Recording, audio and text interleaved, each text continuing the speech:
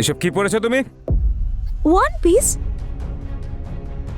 যাও গিয়ে চেঞ্জ করে এসো। আরে এতে খারাপ কি আছে?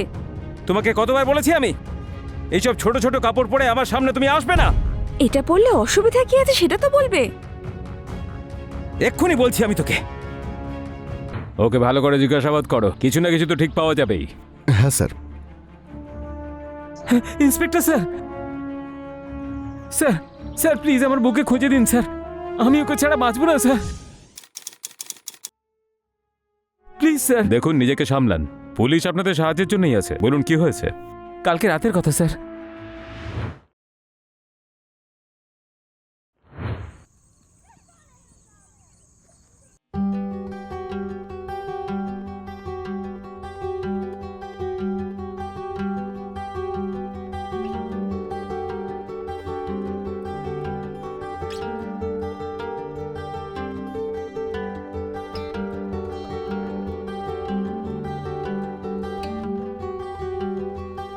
কোন শাড়িটা পরবো গো? এইটা, এটা নাকি এটা? যেটা ইচ্ছে পারো, তোমাকে ভালোই লাগবে। আর যদি কিছু না পরি তাহলে?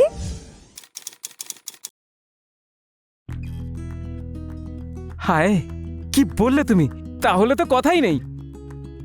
আমরা একটা কাজ করি, বাইরে যাওয়া ক্যান্সেল করে দিই, বাড়িতেই অর্ডার আনিয়ে নি। না না, সারাদিন তুমি অফিসেই বিজি থাকো আর বাড়ি আসার পরে এই ল্যাপটপ নিয়ে পড়ে থাকো। আজ নো কাজ, পুরো টাইম আমার সঙ্গে স্পেন্ড করবে। ঠিক আছে বাবা, আজ থেকে আর কোনো কাজ নয়, শুধু তোমার সঙ্গে সময় কাটাবো।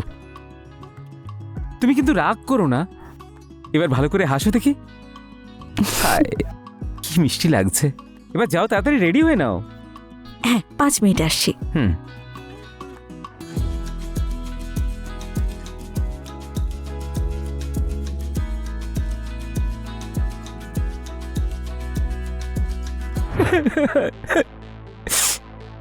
নিজেকে সামলান, কাঁদবেন না।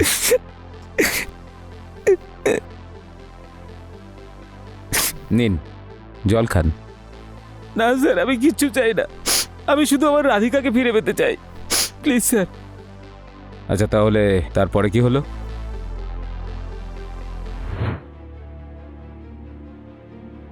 ডিনার কেমন লাগলো? ভালো ছিল। আইসক্রিম খাবে? এখানে পাশেই পাওয়া যায়।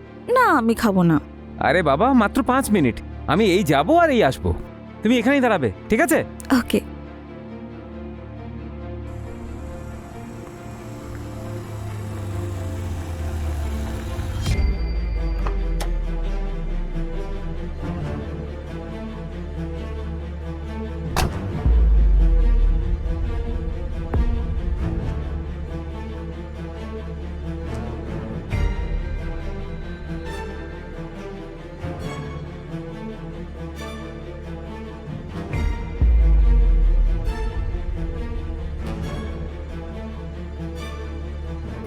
আইটেম যাই নাকি?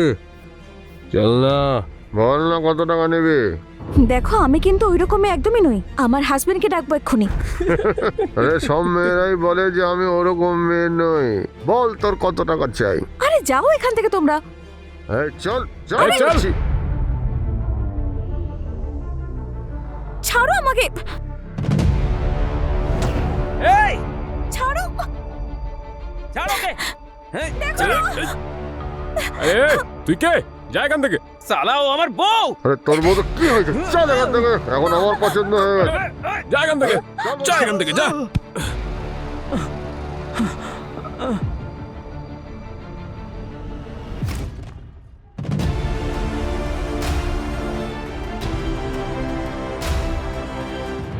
দেখুন নিজেকে সামলান আপনি, পুলিশ ডিপার্টমেন্ট আপনার সঙ্গেই আছে।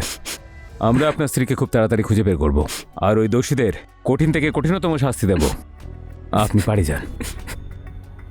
আচ্ছা আপনি কোনো নাম্বার নোট করেছিলেন গাড়ির? স্যার আমার মাথায় চোট লেগেছিল আর তারপরে অজ্ঞান হয়ে গেছিলাম আর সোজা এখানে চলে এসেছি, কিছু মনে পড়ছে না আমার। রাজদীপ স্যার। ওনার স্টেটমেন্ট লিখে নাও আর তাড়াতাড়ি ক্রস চেক করো। ঠিক আছে স্যার, আসুন।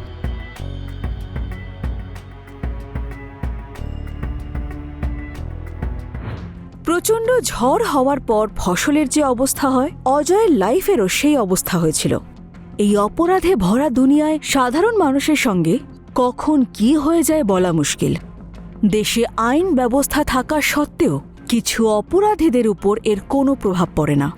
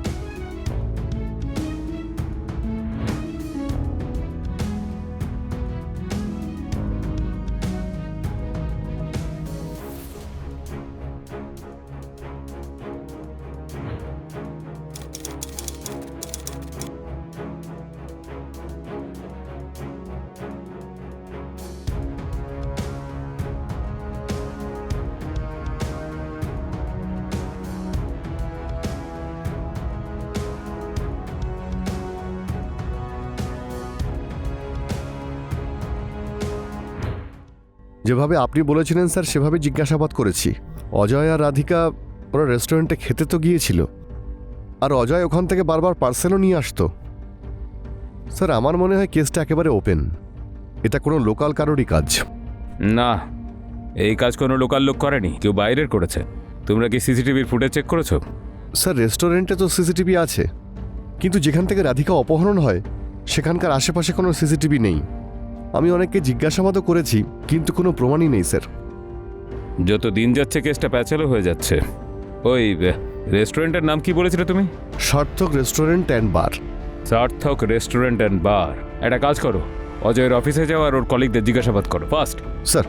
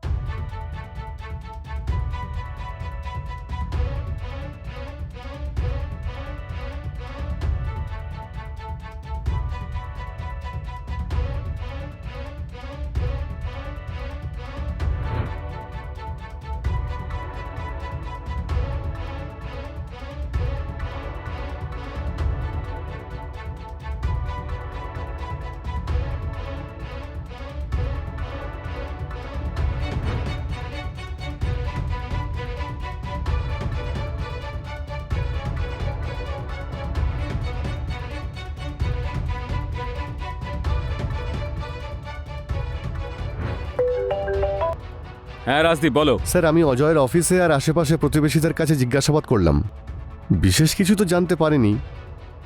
কিন্তু স্যার এ রাধিকা ওর দ্বিতীয় বউ। তাই নাকি? তাহলে প্রথম বউ কোথায়? স্যার ও তো মিরা রোডে থাকে, আমি আপনাকে ডিটেলস পাঠিয়েছি।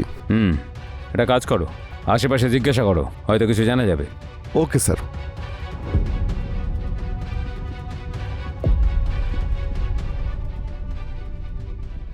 স্যার আমরা পুরো চেষ্টা করছি, খুব তাড়াতাড়ি কিছু না কিছু জানা যাবে।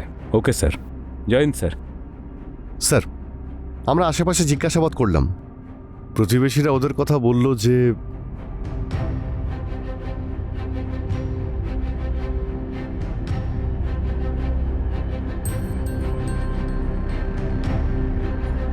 স্যার এইটুকু প্রমাণ যথেষ্ট ওদের তোলার জন্যে। না রাজদীপ, পাক্কা প্রমাণ দরকার। স্যার, পুলিশের লাঠির বাড়ি খেলে না এমনি তোতা পাখির মতো বলতে শুরু করবে। ঠিকই বলেছ, ও পালিয়ে যাওয়ার আগেই ওকে তুলে নেওয়া যাক।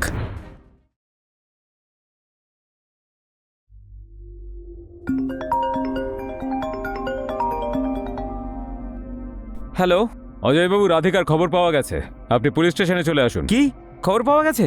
কি করে? আপনি আগে তো আসুন, সব বলছি।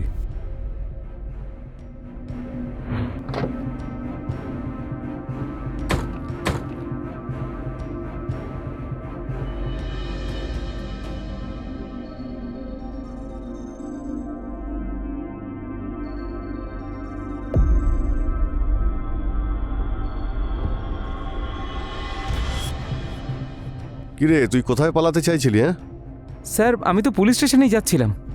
চল দুজনে একসঙ্গেই যাই। আচ্ছা। হুম।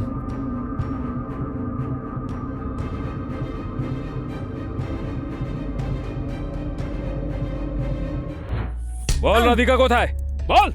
স্যার আমি জানি না রাধিকা কোথায়।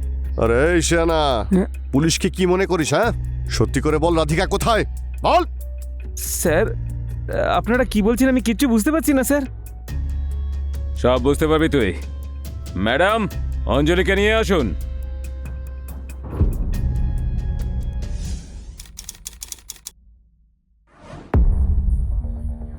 অঞ্জলি, বলো সেদিন কি হয়েছিল। দেখো, তোমার ভয় পাওয়ার কোনো কারণ নেই, প্লিজ বলো। স্যার, যেদিনকে রাধিকা মারা গেল তার একদিন আগে রাধিকার অডিও মেসেজ পেয়েছিলাম আমি ওকে ফোন করার চেষ্টা করি, কিন্তু ওর ফোন সুইচ অফ বলছিল।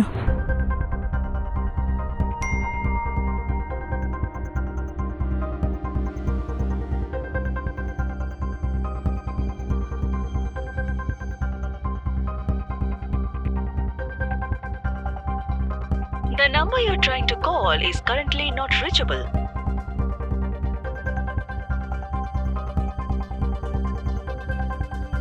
The number you're trying to call is currently not reachable.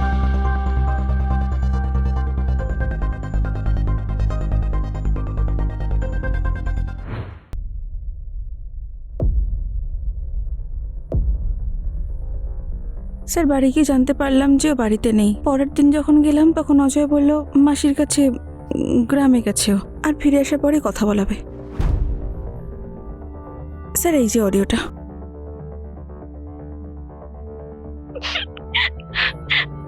অঞ্জলি, আমার খুব ভয় করছে। এই অজয় মানুষ না, একটা পশু। ও আমাকে মেরে ফেলবে। যদি আমার কিছু হয়ে যায় তাহলে আমার মা বাবাকে এই অডিও শুনিয়ে দিও। ও আমার সঙ্গে সবকিছু করতে পারে। যদি আমার কিছু হয় তাহলে তার জন্য একমাত্র দায়ী অজয় হবে। তাড়াতাড়ি এসো। অজয় আমাকে ডাকছে, আমি এখন যাই।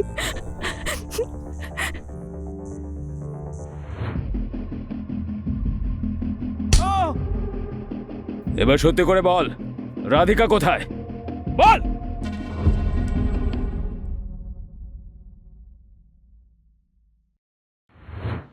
আরে কোথায় গেলে? তাড়াতাড়ি করো, আরে বাবা, আসছি। লেট হয়ে যাচ্ছে, তাড়াতাড়ি এসো।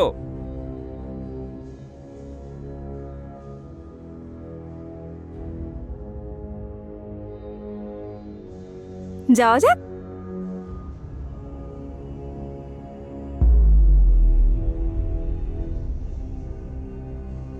এসব কি পড়েছো তুমি?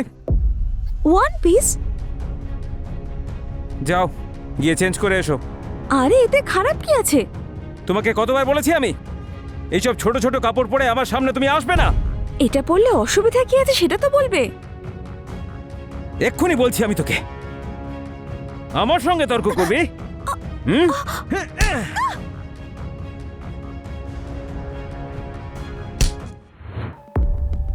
তোর ওই কুমিরের মতো কান্না দেখেই আমার তোর ওপরে সন্দেহ হয়েছিল। আর যখন তোর প্রথম বউয়ের সঙ্গে দেখা করলাম তখন তোর পাগলামির ব্যাপারে জানলাম আর তোর উপরে নজর রাখতে শুরু করলাম।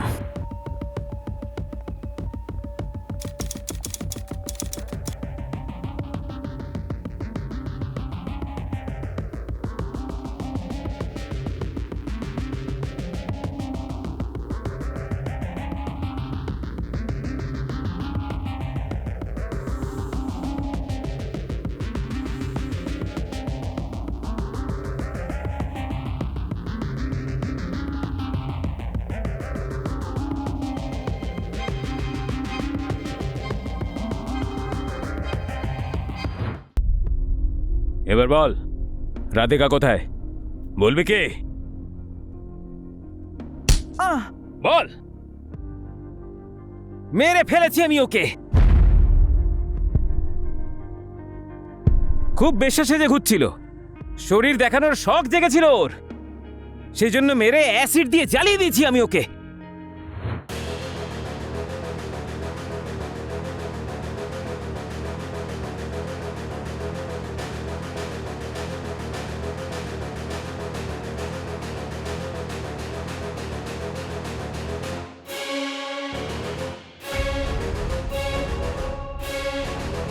আর এবার তো একেও ছাড়বো না আমি, একেও মেরে ফেলবো।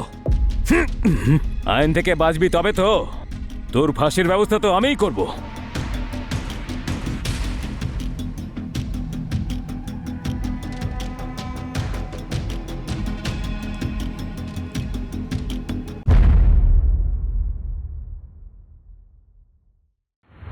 কথায় বলে যে মানুষের চরিত্র কখন বদলে যায় বোঝাই যায় না।